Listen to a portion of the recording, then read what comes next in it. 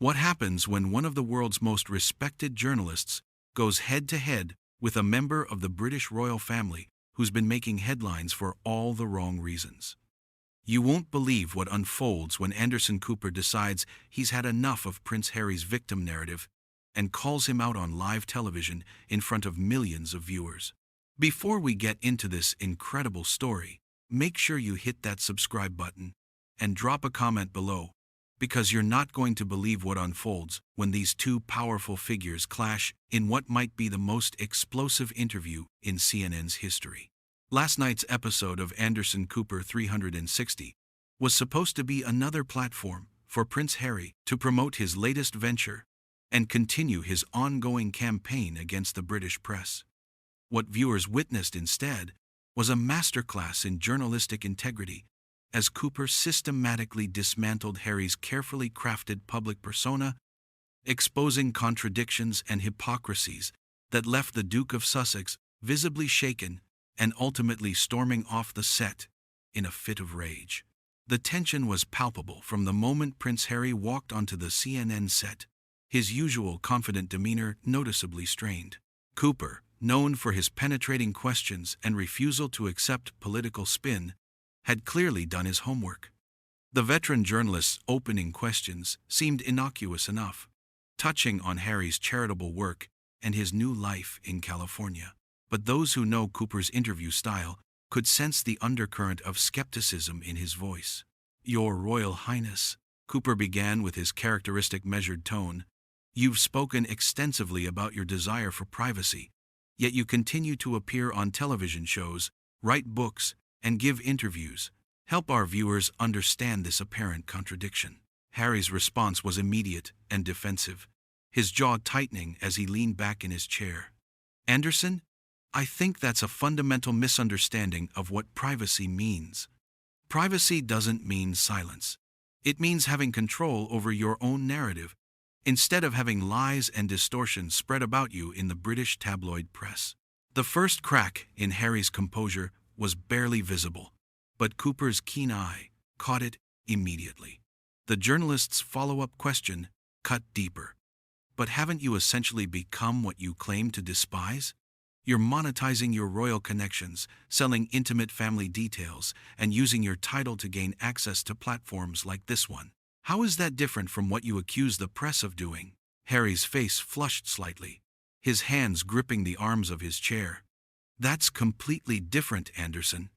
When the press writes about us, they're making millions off lies and invasion of privacy. When I tell my story, I'm correcting the record and trying to create positive change." Cooper's expression remained neutral, but his voice carried a new edge. "Positive change? Your book revealed private conversations with your father and brother during some of the most difficult moments of their lives. Your wife's claims about members of your family have never been substantiated with evidence. Where exactly is the positive change in airing family grievances on the global stage?" The studio audience, carefully selected CNN guests, shifted uncomfortably in their seats. This wasn't the sympathetic platform Harry had clearly expected. Cooper pressed on, his questions becoming more pointed with each exchange. "Let's talk about your military service," Cooper continued, his tone still professional but increasingly challenging. "You've spoken proudly about your time in Afghanistan, which is admirable. But you've also detailed killing enemy combatants in your book, breaking a long-standing military protocol about discussing such matters. Many veterans have criticized this decision. Do you stand by that choice?" Harry's composure began to crack more visibly. His voice rose slightly as he responded, "Those veterans don't understand the context. I was trying to show the reality of war, the human cost. The British press twisted my words to make me sound like some kind of killer, when I was simply being honest about the psychological toll of combat. But you specifically mentioned killing 25 people and compared it to removing chess pieces from a board." Cooper shot back without missing a beat. "Those weren't the press's words, Your Royal Highness. Those were yours. How do you reconcile that with your claims about media distortion?" The question hung in the air like a challenge. Harry's face darkened, and for the first time in the interview, He looked genuinely angry rather than simply defensive.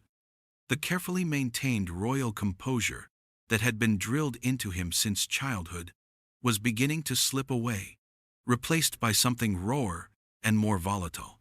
"You're doing exactly what the British press does," Harry said, his voice tight with barely controlled frustration. "You're taking my words out of context, twisting them to create a narrative that serves your purposes. I came here expecting honest journalism, not another ambush." Cooper leaned forward slightly, his piercing blue eyes never leaving Harry's face. "I'm quoting your own published words, Your Royal Highness. If you feel they've been taken out of context, perhaps the issue lies with how they were originally presented, rather than how they're being questioned." The atmosphere in the studio had shifted dramatically from the polite, controlled environment typical of high-profile interviews to something much more charged and unpredictable. Camera operators adjusted their positions, sensing they were capturing something extraordinary. The usually composed Prince Harry was clearly struggling to maintain his media-trained responses, his carefully rehearsed talking points crumbling under Cooper's relentless but fair questioning. What happened next would transform this interview from a simple promotional appearance into a defining moment that would dominate headlines for weeks to come. Cooper's next question struck at the heart of Harry's most controversial claims, and the veteran journalist delivered it with surgical precision. "Your Royal Highness, you and your wife have made serious allegations about racism within the royal family, specifically claiming that someone questioned your son's skin color before he was born. These are incredibly damaging accusations that have affected your family's reputation globally. Yet you've never provided specifics, names, or context. Don't the British people deserve more than vague insinuations about their monarchy?" The question landed like a physical blow. Harry's face went from flushed to pale in seconds, his eyes darting away from Cooper's steady gaze before snapping back with visible anger. The transformation was startling. Gone was any pretense of the polished royal persona, replaced by something much more volatile and defensive. "How dare you?" Harry said, his voice dropping to a dangerous whisper that somehow carried more menace than shouting. "How dare you sit there and question the racism my wife experienced? You have no idea what it's like to watch the woman you love be systematically destroyed by an institution that's supposed to protect her." Cooper remained unfazed by the emotional outburst, his expression neutral as he pressed forward. "I'm not questioning your wife's experiences, Your Royal Highness. I'm questioning your decision to make public accusations without providing the details necessary for people to make informed judgments. You've created a cloud of suspicion over your entire family, based on anonymous allegations." "Anonymous?" Harry's voice cracked with incredulous fury. "These aren't anonymous allegations, Anderson. These are conversations that happened. Real conversations, with real consequences. The fact that we're protecting the people involved by not naming them publicly doesn't make them less real. But it does make them impossible to verify," Cooper replied coolly. "And when you make claims like this on international television, when you damage reputations and relationships based on conversations that cannot be independently confirmed, how is that different from the gossip and speculation you claim to oppose?" The comparison clearly struck a nerve. Harry shot forward in his chair, his composure completely abandoned now. "Because it's the truth. Because we lived it. Because my wife was suicidal, Anderson, and instead of getting help, she was told by palace officials that it would be bad for the institution if she sought treatment. Is that the kind of family you'd want to stay silent about?" Cooper's expression softened slightly at the mention of mental health struggles, but his journalistic instincts kept him focused on the inconsistencies. "Those are serious allegations that deserve serious attention. But again, you're asking the public to take your word without corroboration. You're asking them to condemn an institution and individuals based solely on your version of events. That's an enormous responsibility." "My version?" Harry's voice rose sharply, drawing startled looks from the production crew. "It's not my version, it's what happened. The difference is that I'm brave enough to speak truth to power, while everyone else cowers behind protocol. And never complain, never explain. Nonsense. The irony wasn't lost on Cooper, and he seized the opening. Speaking of protocol, you've broken centuries of royal tradition by discussing private family matters publicly. You've revealed private conversations, personal struggles, and intimate details about people who cannot respond in kind due to their positions. How do you justify that level of betrayal to people who trusted you with their vulnerabilities? The word betrayal hit Harry like a slap. His face contorted with rage, and for a moment, it seemed like he might actually stand up and leave. Instead, he gripped the arms of his chair so tightly, his knuckles went white, leaning forward aggressively toward Cooper. Betrayal? He spat. The betrayal was abandoning my wife when she needed help. The betrayal was allowing her to be crucified in the press while doing nothing to stop it. The betrayal was choosing the institution over family, choosing reputation over truth, choosing silence over justice. Cooper's next words cut through Harry's emotional defense like a knife. But you're not choosing family over institution, Your Royal Highness. You're choosing your particular version of events over everyone else's. Your father, your brother, your stepmother, in his sex, they all have different perspectives on these events, but they're constrained by their roles from defending themselves publicly. You've created a narrative where you're the hero, and everyone who disagrees with you is the villain, and you've done it on a global stage where they cannot respond. The accusation hung in the air between them, and Harry's reaction was immediate and explosive. He stood up abruptly, his chair rolling backward with the force of his movement, his face flushed with a mixture of rage and something that looked disturbingly like panic. "You don't know what you're talking about," he said, his voice shaking with barely controlled fury. "You sit there in your comfortable studio, making judgments about situations you've never experienced, people you've never met, pressures you could never understand." Cooper remained seated, his calm demeanor a stark contrast to Harry's agitation. "I'm simply asking the questions that viewers deserve answers to. If those questions make you uncomfortable, perhaps that suggests something about the strength of your positions." The psychological warfare was evident to everyone in the studio. Cooper's measured professionalism against Harry's increasingly erratic behavior created a dynamic that was both compelling and deeply uncomfortable to watch. The prince began pacing behind his chair, his movements sharp and agitated. "This is exactly what they do," Harry said, gesturing wildly. "This is exactly how they operate. They take your pain, your trauma, your attempts to heal and better yourself, and they twist them into weapons against you. You're no different from the tabloids, Anderson. You're just better dressed." The comparison to tabloid journalism struck at Cooper's professional pride, and for the first time in the interview, a flash of genuine annoyance crossed his features. "Your Royal Highness, I'm asking legitimate questions about public statements you've made and actions you've taken. If you can't distinguish between accountability and persecution, that might explain some of the challenges you've faced." The exchange had reached a breaking point, but neither man seemed willing to step back from the precipice they'd created. Cooper's voice remained steady, but there was steel beneath his professional composure as he delivered what would become the defining moment of the entire confrontation. "Your Royal Highness, with all due respect, you came on this program to promote your latest project and share your perspective. I'm giving you that platform. But part of having a platform means being prepared to answer difficult questions about the claims you've made and the actions you've taken. If you can't handle that level of scrutiny, perhaps you shouldn't be making these public appearances."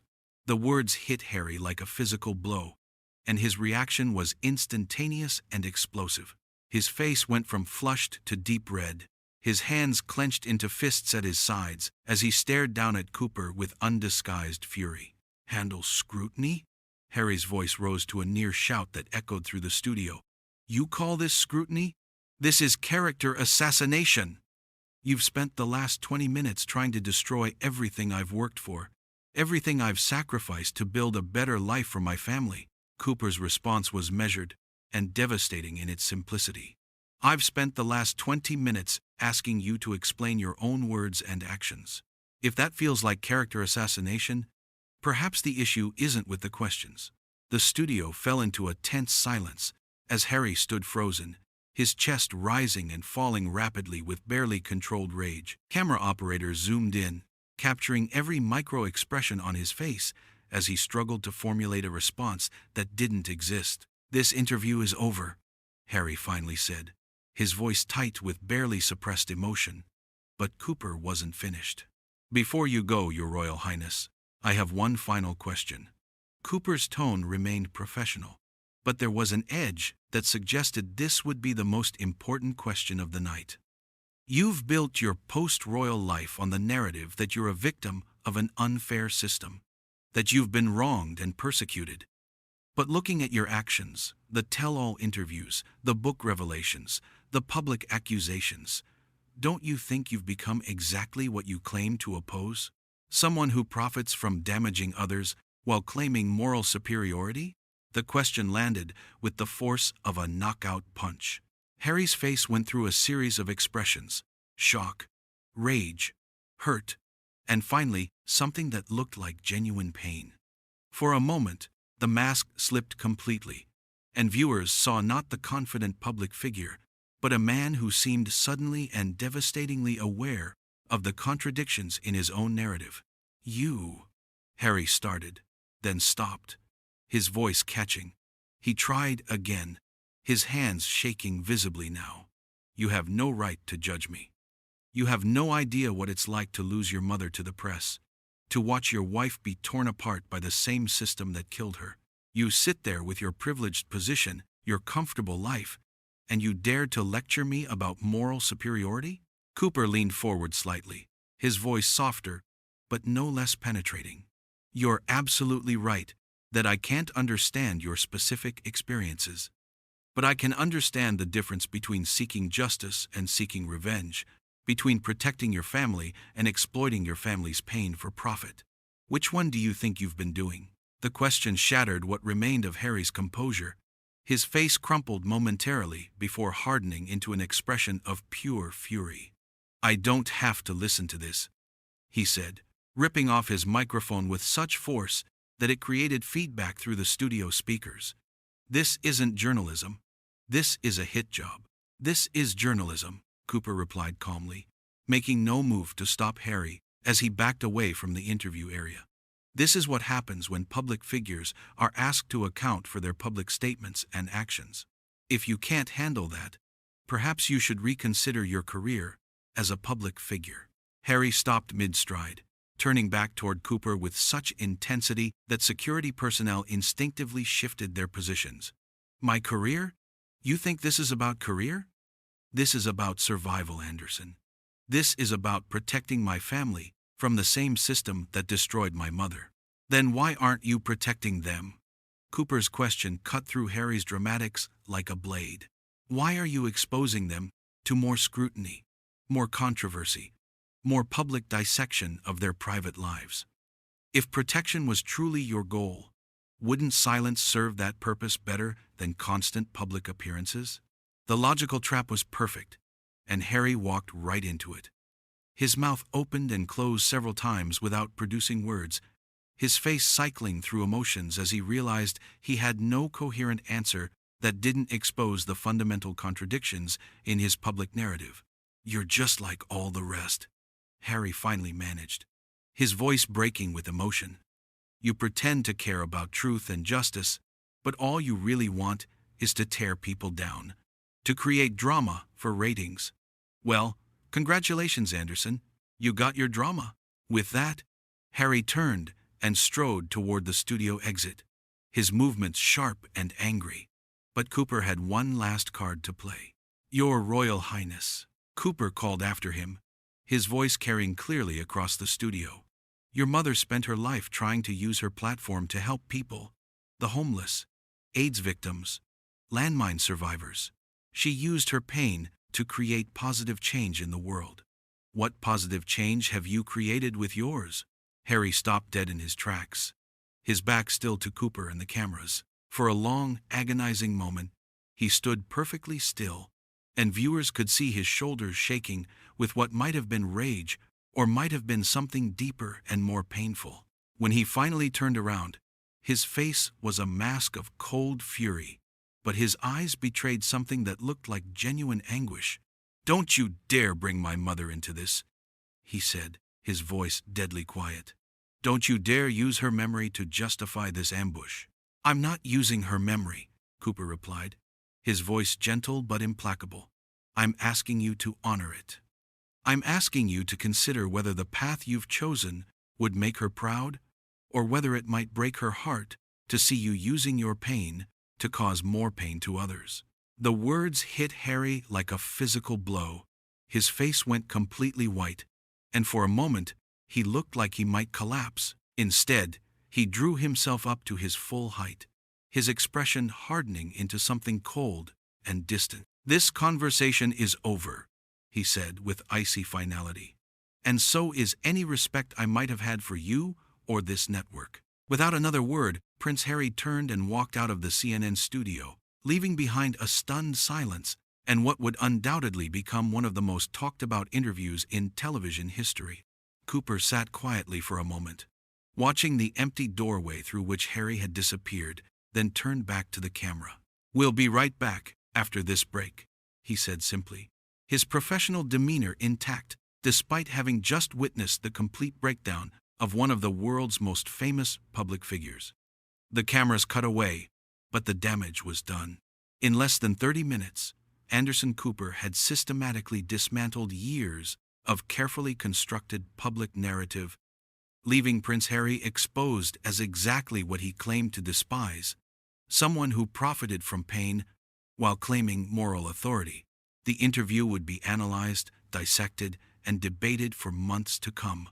But one thing was clear: Harry's victim narrative had just met its match in the form of real journalism, and it hadn't survived the encounter.